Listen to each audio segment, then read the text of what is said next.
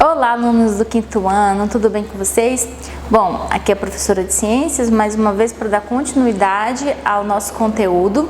E hoje a gente vai entrar em mais um sistema do corpo humano, um sistema bem legal, que é o sistema nervoso. Então, eu peço que vocês abram o livro de vocês e acompanhem junto com a explicação as páginas no livro de vocês, tá bom? Então, as páginas são a 18, 19, 20 e 21, aí vocês colocam a data. Dia 14/7 é lá em cima marcadinho, que é a data de hoje, tá ok? Então tá, vamos começar ali na página e temos essa imagem aqui no livro de vocês. Essa imagem aqui, observe essa imagem. Que impressão você tem ao olhar para essa imagem? A gente tem a impressão de que ela está se movimentando, correto? Mas o que acontece? Essa imagem ela parece estar em movimento por causa da ilusão de ótica, que não está relacionado apenas aos nossos olhos, mas também ao sistema nervoso, que é o que a gente vai estudar hoje, tá? Mas temos um segredinho aqui. Alguns estudiosos descobriram que quando você olha para a imagem, faça um teste aí na casa de vocês, quando vocês olham para essa imagem, e você está com o seu olho mexendo, você vê ela se movimentando. Mas se você olhar para um lugar só, um buraquinho desse só, aí você percebe que a imagem ela fica paralisada. Então foi descoberto que o movimento do seu olho influencia no comando ali do sistema nervoso para olhar a imagem, em movimento ou parada. Então faça o teste aí e vocês vão descobrir isso daí também. Bom, sistema nervoso. As informações obtidas pelos nossos olhos, elas são interpretadas pelo sistema nervoso. Ou seja, os seus olhos eles vão captar as imagens e rapidamente vai enviar para o seu sistema nervoso através do nervo óptico e ela vai te dar uma resposta daquilo, através da memória que tem no seu cérebro. Esse sistema é responsável pelo comando do funcionamento do corpo. Então, é como se ele fosse o núcleo de uma célula que comanda a célula toda. No nosso organismo, quem comanda é o sistema nervoso. Ele que manda você fazer tudo. O seu cérebro que manda você movimentar suas mãos. É o seu cérebro que manda você andar. É que você sente dor, que você sente vontade de chorar, vontade de sorrir. Tudo isso é comandado pelo sistema nervoso, inclusive as coisas involuntárias, tá? Coisas que você não pensa, mesmo que você pensasse a fazer, também era do sistema nervoso, que estaria comandado pelo cérebro. Algumas ações que nosso organismo faz podem ser involuntárias, como digestão, respiração, os batimentos cardíacos. Involuntariamente, o sistema nervoso está mandando informações, olha, digestão, faça ali o seu processo, ele manda informação lá para o seu estômago, produzir suco gástrico, para as suas glândulas produzirem lá, o fígado produzir a bile, manda lá para o pâncreas produzir o suco pancreático. Tudo isso quem faz é o sistema nervoso.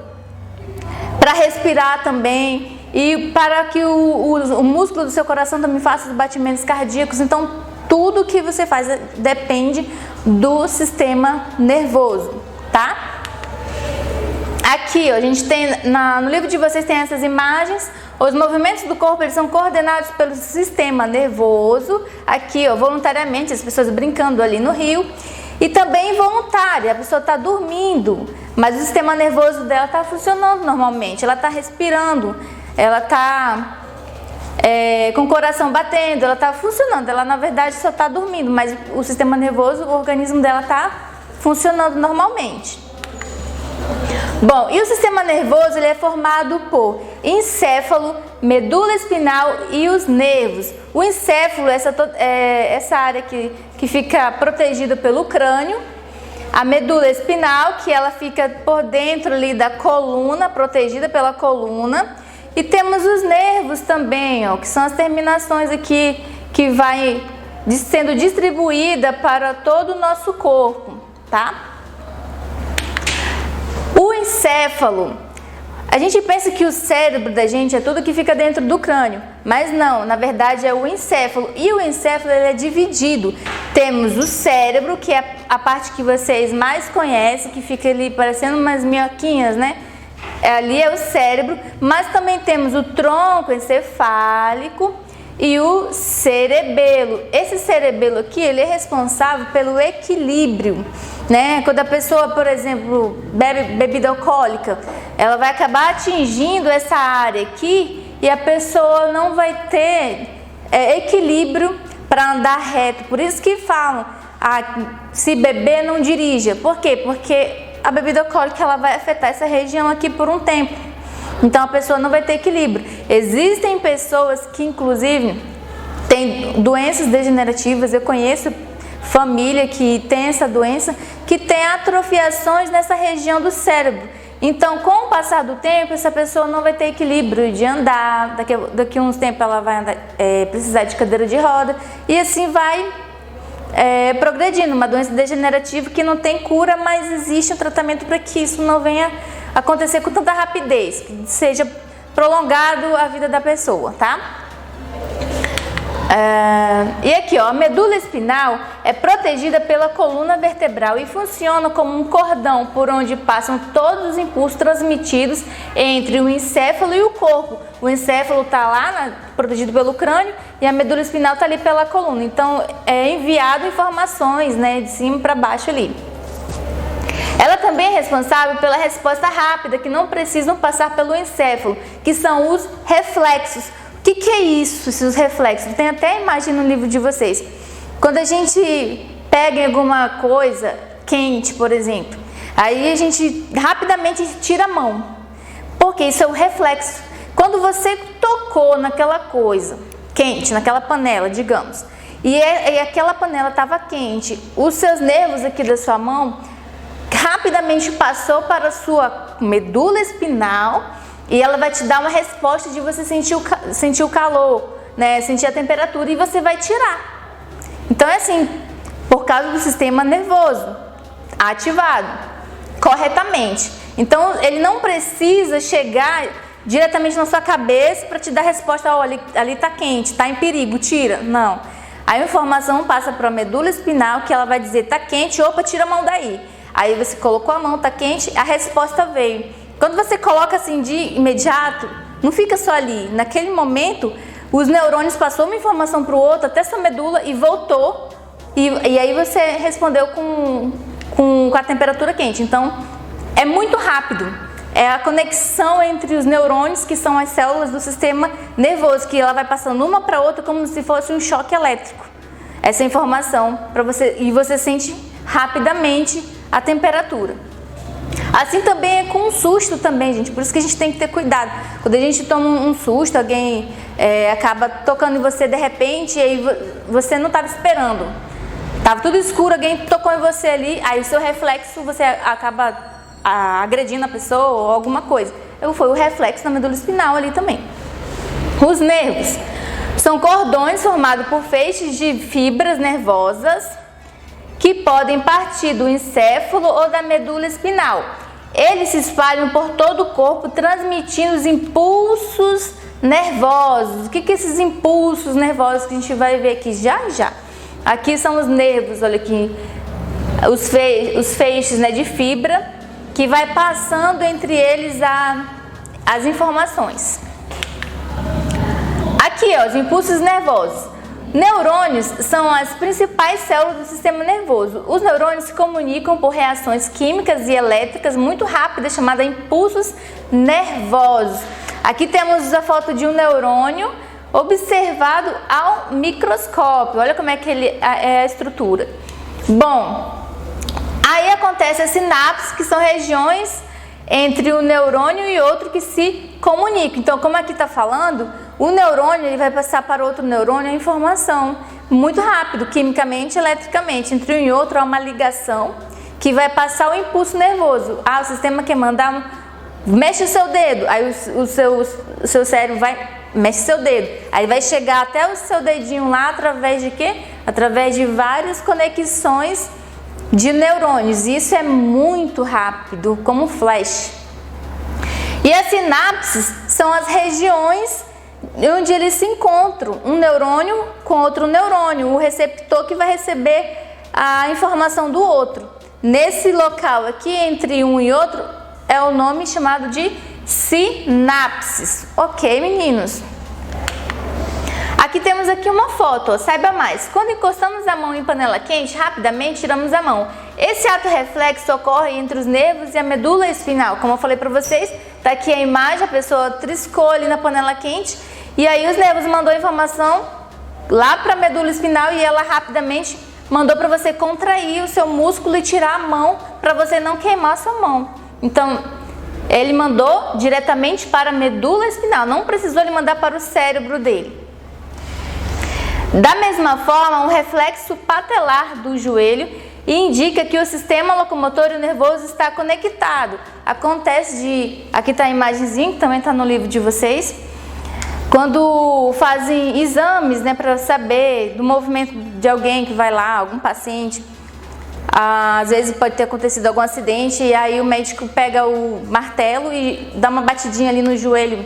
Aí, quando ele faz isso, o nervo ele acaba, se tiver tudo corretamente entre o sistema nervoso e o locomotor, essa perna, quando ele tocar no joelho, quando ele dá a batidinha, ele vai levantar a perna. Porque é involuntário, nem que ele não queira fazer isso, mas como o sistema nervoso vai enviar, e ele vai ter esse reflexo. Então esse é um testezinho para saber se realmente está tudo ok entre esses sistemas, o nervoso e o locomotor. Se o médico fizer esse exame e esse paciente não levantar a perninha, significa que realmente há um problema ali de locomoção nessa pessoa. Ok, meninos? E aí, com esse conteúdo, temos o exercício da página 22 e 23 para vocês fazerem, tá bom?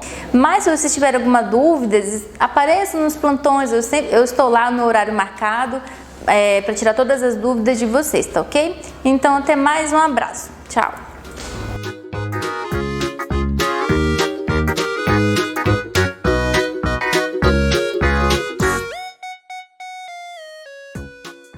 Tudo bom, quinto ano?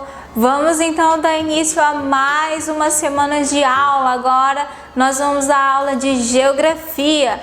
Vamos aí às nossas páginas 29 a 33, continuando o nosso assunto sobre a importância dos oceanos e mares. Nós vimos aí algumas características, né?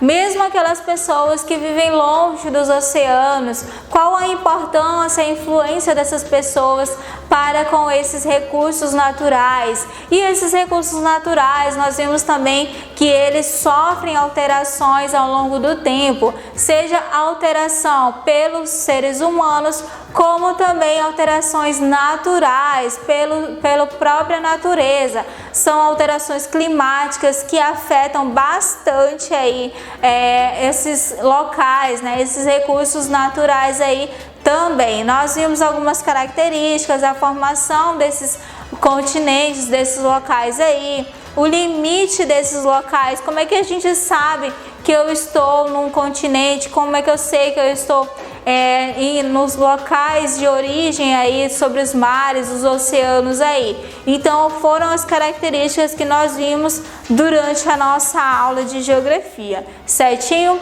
Agora a gente vai seguir, antes disso nós vamos fazer a correção das páginas 27 e 28 da atividade anterior. Lá na página 27, ele está perguntando para vocês lerem o mapa, com base no mapa do planisfério e mares da página 26, na leitura dos textos, saiba mais, para vocês colocarem verdadeiro ou falso. Então a sequência correta aí fica falso, verdadeiro, verdadeiro, falso e verdadeiro. É a sequência correta aí da questão número 1. Na questão número 2, ele está pedindo para você completar o quadro com as características que diferenciam os 3 maiores oceanos do planeta Terra. Quais são aí as características que diferenciam os 3 aí? O Oceano Pacífico, qual é a diferença? Ele é o mais extenso dos oceanos, é o que fica aí, o que influencia aí no clima global, ou seja, o que mais tem interferência nas ações naturais do planeta. O Oceano Atlântico, qual é a diferença aí do Oceano Atlântico?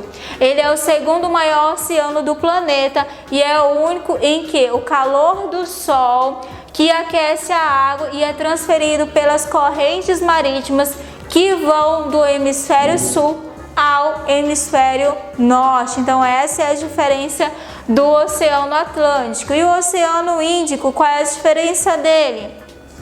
É o oceano aí de menor extensão, que concentra as águas mais quentes e salinas da Terra. Então, nós temos aí a diferença dos três, né? O Pacífico, o Atlântico e o Índico, certo?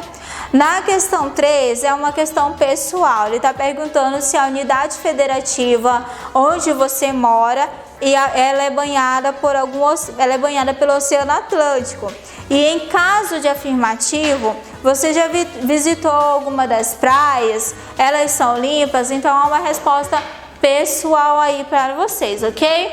Essa é a questão das páginas 27 e 28 do livro de Geografia de vocês. Vamos seguir então com o nosso conteúdo aí. Nós vimos durante a nossa aula anterior, né? Como é que é determinado o limite entre um oceano e outro. Nós vimos essa diferenciação aí. Fizemos a leitura do texto também, discutimos um pouquinho durante as nossas aulas aí, nos plantões, tirar dúvidas na quarta-feira, né? Falamos um pouquinho dessas questões aí. Vamos seguindo então. O que mais que nós temos aí? Sobre as características, né? O Pacífico é o que mais influencia aí no clima global. Nós vimos também isso durante as nossas aulas anteriores. O Atlântico é o único em que o calor do Sol aquece a água e a transfere para as correntes marítimas. Outra característica também, questão das atividades, né? Também, olha só no texto.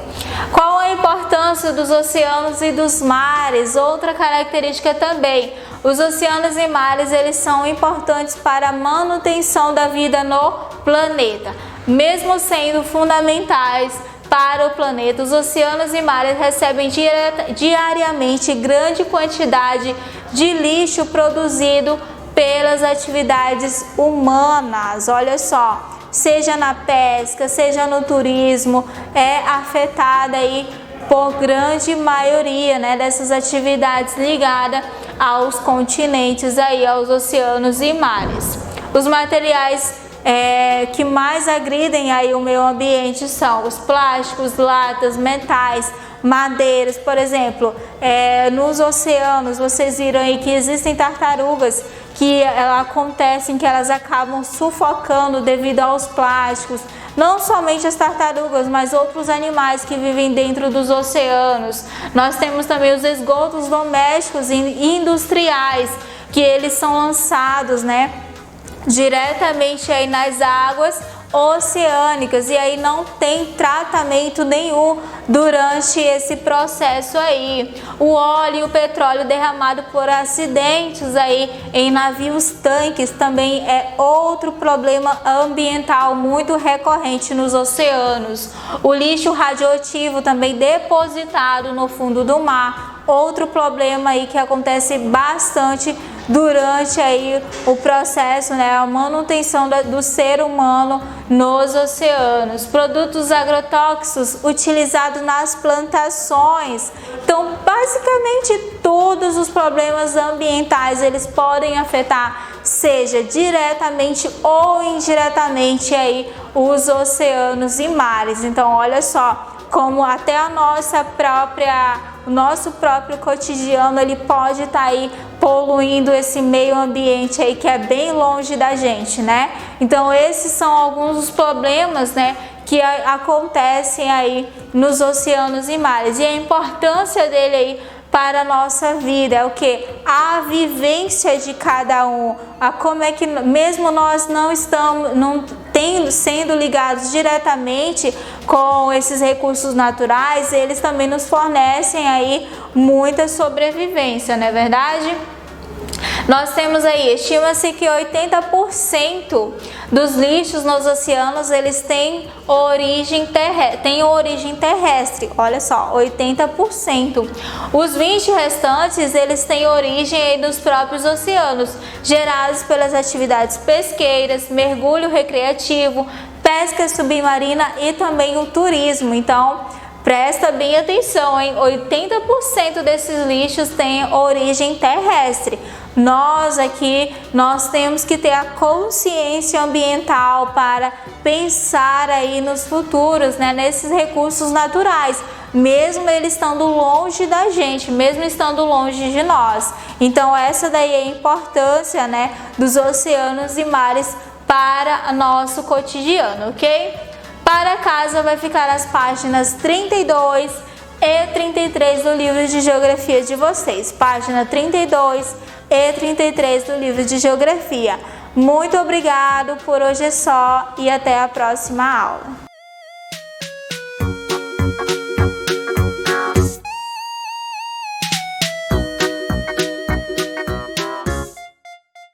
Good morning, good afternoon or good evening. Tudo bem com vocês, alunos do quinto? Espero que sim. Sejam bem-vindos aí à nossa primeira aula de inglês dessa semana. Então, let's go, vamos ver os conteúdos de hoje? Conteúdo de hoje, galera, vamos finalizar aí algumas coisinhas do capítulo 4, que falava sobre as occupations, que são as profissões. Vamos lá ver como é que vai ser isso? Então, olha só, antes de pedir para que vocês peguem o livro de vocês, vamos olhar aqui algumas profissões. Falando de profissão, eu gostaria de deixar bem claro que não existe profissão melhor do que a outra. Quando eu quero dizer isso, é claro que eu não estou sendo uma pessoa ingênua, boba, de dizer que não existe assim no sentido financeiro. Porque a gente sabe que uma profissão como médico, juiz, todas essas duas profissões que eu falei para vocês aí são bem remuneradas, essas pessoas são bem de vida, têm uma vida tranquila, financeiramente falando para vocês, é isso que acontece. Claro que tem profissões menos favorecidas, tá bom? Por exemplo, um jardineiro, uma cozinheira, normalmente são profissões que não têm um salário igual de um promotor, de um juiz, tá bom? Mas quando eu disse para vocês que não existe profissão melhor do que a outra, é porque a gente vive em sociedade, a gente vai sempre depender de alguém em algum lugar que a gente vá. A gente não pode pensar que a gente está num patamar acima dos outros e por isso a gente vai se achar melhor do que eles. Vocês melhor do que ninguém sabem disso. Sabe por quê? Vou só dar só um mínimo exemplo para vocês. Quem é que olhava para a profissão de serviços gerais, que trabalha com limpeza? Quem é que olhava para essa profissão e achava assim 10 há uns tempos atrás? Para uma pessoa que tira o lixo da frente da sua casa e joga no caminhão, você achava essa profissão legal, bacana? Seja sincero. Agora veja bem, como serviço essencial, essas pessoas pararam de trabalhar, ficaram com medo de pandemia? Não, elas estão aí, na linha de frente, enfrentando pela gente. E você, espero que esteja fazendo a sua parte, tá bom? Então assim, hoje galera, pessoa que está limpando o chão de hospital deveria estar muito bem remunerada porque está arriscando sua vida. No chão ali, o nosso inimigo invisível pode estar em qualquer lugar. Quem é que quer limpar esse chão? Tem que ter alguém para isso. E essa pessoa super corajosa tem que ser valorizada. Da mesma forma o lixo das nossas casas, o perigo que corre, galera. Por isso que é importante essa coleta seletiva. Oh, I'm so sorry. A coleta seletiva aí dos lixos. Porque jogar um caco de vidro lá dentro, o homem que só está fazendo o seu trabalho e puxar o saco do lixo, rasga a luva, pode infeccionar a mão. Isso é uma profissão que não parou. E a gente depende dele? Depende. O nosso lixo não pode amanhecer lá fora da nossa casa.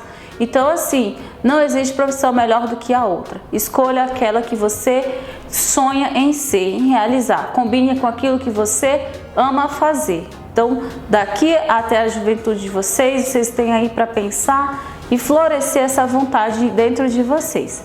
Aqui eu trouxe uma imagem que não segue assim um padrão, até porque eu tenho várias profissões, não só de uma área. Observando bem, nem todas vocês conhecem e saberiam nomear. Então assim, eu trouxe algumas diferentes. Por exemplo, essa primeira aqui, topographer, que é o topógrafo.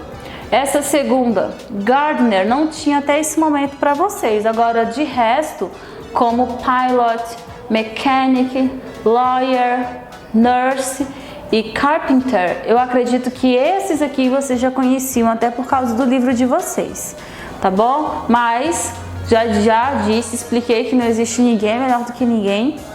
Cada profissão aí tem algo muito importante para contribuir para a sociedade, tá? Então, como abertura da revisão de hoje, eu escolhi essa imagem para vocês. Mas, indo mais adiante, eu gostaria de fazer a pergunta: What do you want to be when you grow up? O que você quer ser quando você crescer? Não se preocupe, vocês não vão precisar decidir isso agora, nesse momento da vida de vocês. Mas já é importante ir pensando, dando uma olhada. De repente você, nossa, mas ser enfermeiro não é a pessoa responsável pelo hospital, o dono do hospital. Mas, poxa vida, ele é responsável pelas dosagens, acompanhamento das medicações dos pacientes que estão internados, seja aqueles que passam às vezes ali só pela emergência, não fica internado. O enfermeiro, ele é responsável por uma parte importante do hospital. Também está na linha de frente. Pode ser um sonho de vocês? Pode, sem problema nenhum. Como eu disse, não existe ninguém melhor do que ninguém. Então assim, agora é um momento especial para vocês pensarem e repensarem sobre profissões, tá bom? Trouxe agora aqui, lá da página 57, alguns textos aí. Vamos prestar atenção. Eu tenho um texto da Jenny, que ela tem quantos anos? 11 years old. Vamos ver o que ela fala sobre profissão? I want to be a vet when I grow up. I love animals and I want to care for them. I think a vet needs to love animals. Eu quero ser uma veterinária quando eu crescer. Eu amo animais e eu quero cuidar deles. Eu penso que veterinário precisa amar os animais. Você concorda com isso? Espero que sim, porque eu também penso da mesma forma. Se você não amar aquilo que você não faz com excelência. Vamos agora aqui no texto do Elliot. Elliot tem quantos anos? 12 years old. Vamos ver o que ele fala sobre o que ele quer ser.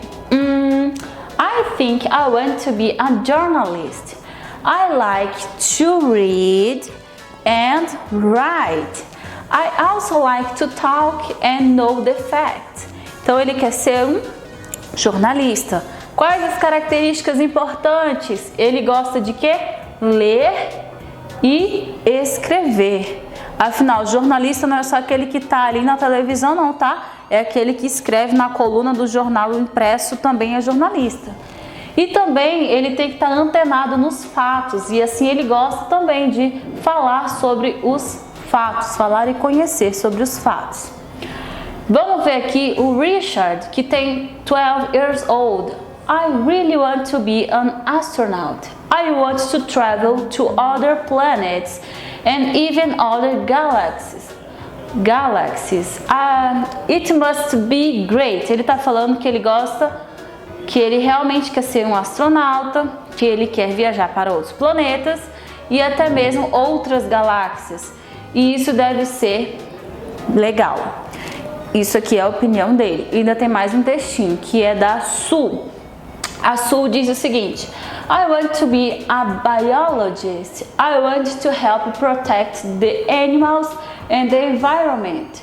I want a better future for people, animals and plants.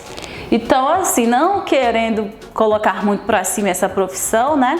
Mas a biologia aí, né? Quem gosta de biologia normalmente são pessoas ligadas ao meio ambiente, à natureza. E a gente precisa realmente ter um olhar diferenciado para isso. A gente vive com isso, a gente depende disso para sobreviver de forma saudável, com qualidade de vida bacana. A gente tem que devolver isso para o universo de forma maneira e não com poluição, nem com queimadas ou, por exemplo, cortando árvores e essas coisas. Então, quando ela diz que ela quer um futuro melhor para as pessoas, animais e as plantas, é englobando tudo isso, tá bom? Eu acho bem bacana da parte dela utilizar essas palavras. Agora, olha só. A atividade de vocês tem o nome dos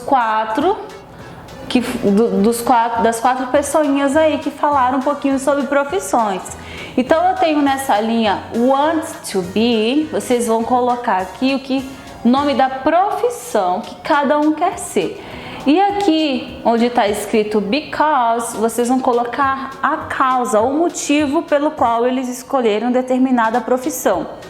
Por exemplo, a Jenny escolheu uma profissão. No texto dela, ela colocou algum motivo porque ela quer ser aquela profissão lá. Ela quer seguir aquilo. Então, vocês vão dar uma olhadinha direitinho, escrever em inglês, porque eu li em inglês, fiz a interpretação para vocês em português. Então, nada mais justo que vocês peguem e coloquem aqui em inglês, não é, galera? Saber o que significa, vocês sabem. Então, dá um pause no vídeo. Responde direitinho que a teacher já volta para corrigir.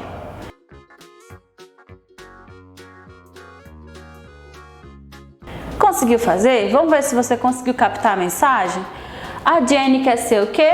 Veterinária. Elliot, um jornalista. Richard, astronauta. E a Sue, uma bióloga, biologist. E agora as causas. Veterinário precisa... Por quê? O Jenny ama o que? Os animais. Elliot, ele gosta de ler e escrever. E o Richard, ele quer viajar para outros planetas. E a Sue, she wants to protect the animals and the environment. Ela quer proteger os animais e o meio ambiente. Terminou, teacher? Falou sobre profissões, revisou tudo, falou bacana? Ainda não. Pega o caderno de vocês, que vocês vão fazer o seguinte. Coloca a data de hoje, escreva esse enunciado que pede assim. What do you want to be when you grow up? O que você quer ser quando você crescer? Draw and write a reason why you choose your occupation. Vocês irão desenhar aqui, eu botei esse círculo para simbolizar que o desenho tem que estar aqui no meio. E vão escrever embaixo do desenho o nome da profissão, seguido da causa que fez vocês escolherem essa profissão. Por exemplo, se fosse eu, né? Teria feito assim. I want to be a teacher. Agora, dependendo se for uma palavra que inicia com som de vogal, você vai utilizar o N, tá bom? I want to be a teacher when I grow up. Because, aí aqui eu tenho 3 verbos que fazem eu decidir a profissão que eu quero. Ou é porque eu amo, ou é porque eu gosto de alguma coisa que essa profissão faz ou cuida, ou porque eu quero alguma coisa com essa profissão. Eu tenho algum objetivo com ela, eu quero alcançar alguma coisa.